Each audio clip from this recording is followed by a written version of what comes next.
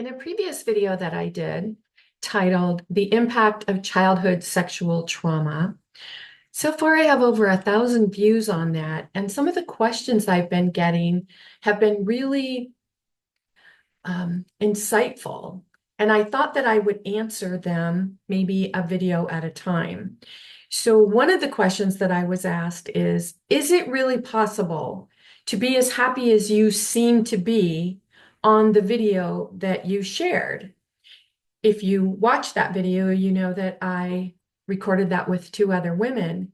And I'm here to tell you the answer is yes, absolutely. It is possible for you to be that happy. Now, you might ask yourself, how can it be possible to be happy instead of being miserable because of what happened? So one of the tools that I'd like to share with you is, first off, ask yourself, what is your definition of forgiveness? Because most of us were taught that forgiveness means you have to forgive the other person. You have to forgive the perpetrator. You have to forgive the person who victimized you. When in fact, forgiveness is about self. What kind of conversations are you having with yourself over and over and over again about the experience or experiences? Are you constantly beating yourself up? Are you constantly saying things to yourself like, I can't believe that happened. It was so awful. I don't want to put words in your mouth, so I'm going to let you think about your conversations that you're having with yourself in your mind. Each time you have this conversation, it's like you are condemning yourself over and over and over again for the experience. Now, remember, especially if this happened in childhood, children don't have the ability or the capability or the wherewithal or the mindset to be able to say, no, I do not want this to happen to me. So when your adult self is thinking back and you're reliving the trauma over and over and over again, you're judging yourself so harshly. And this is where the forgiveness can come in. What conversations are you having with yourself? How are you beating yourself up? How are you reliving the experience? And then what is the conversation that you're having with yourself?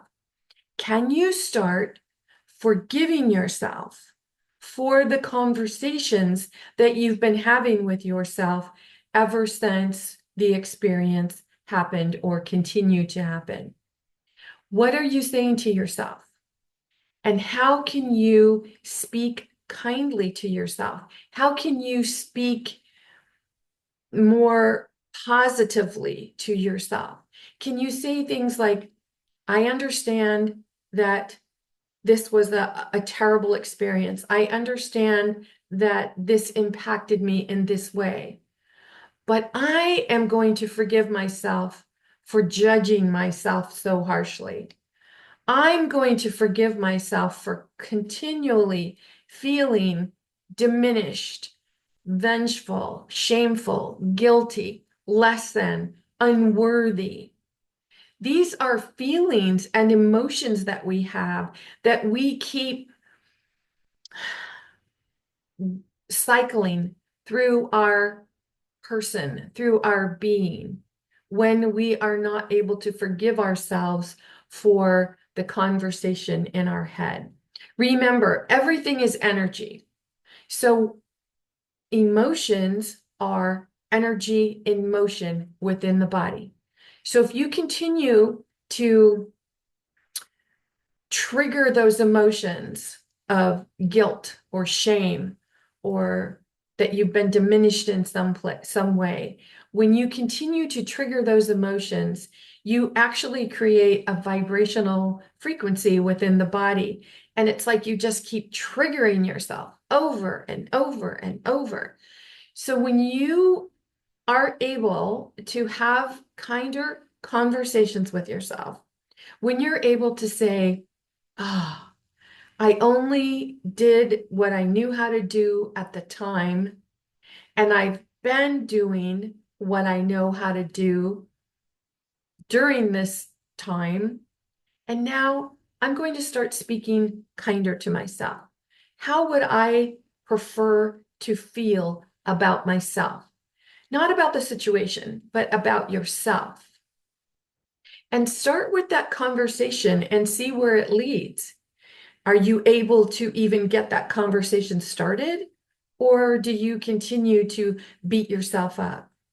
Because the power that you have, the power to let go and free yourself from the negative emotions, the negative feelings, is within you. No one can give you that. You can go and talk about it with person after person after person, but until you are working on allowing yourself to love yourself, that's where the healing's going to come in.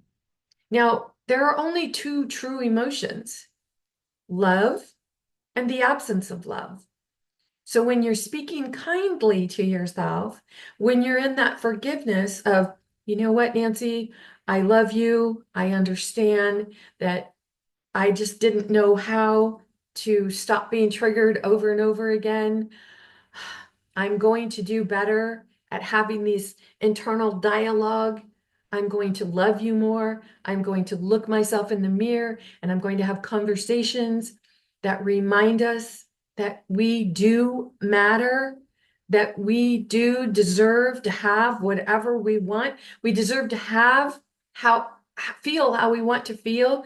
We deserve to know that we are special, that we are loved, that we are protected and guided. We deserve to know these things. When you can have those types of conversations with yourself, now you're working from your power. You're working from that power of love and loving yourself.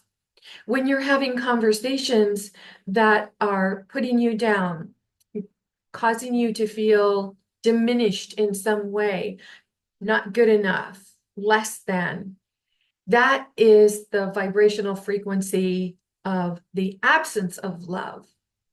So I hope that this helps you in some way, depending on where you are on your journey. Leave me some comments. Let me know what you think about this, because your comments will also help anyone else that is watching this video. Someone else who is on this journey to love herself, to let go of the negative emotions that have been attached to the experience. Everyone who gets involved, everyone who watches the video, likes the video, shares the video, or writes comments, you empower yourself and you set a vibrational frequency for others to allow themselves to be empowered as well. Please leave some comments. Let me know what you think, and let me know if you have any questions or specific topics that you'd like me to go over.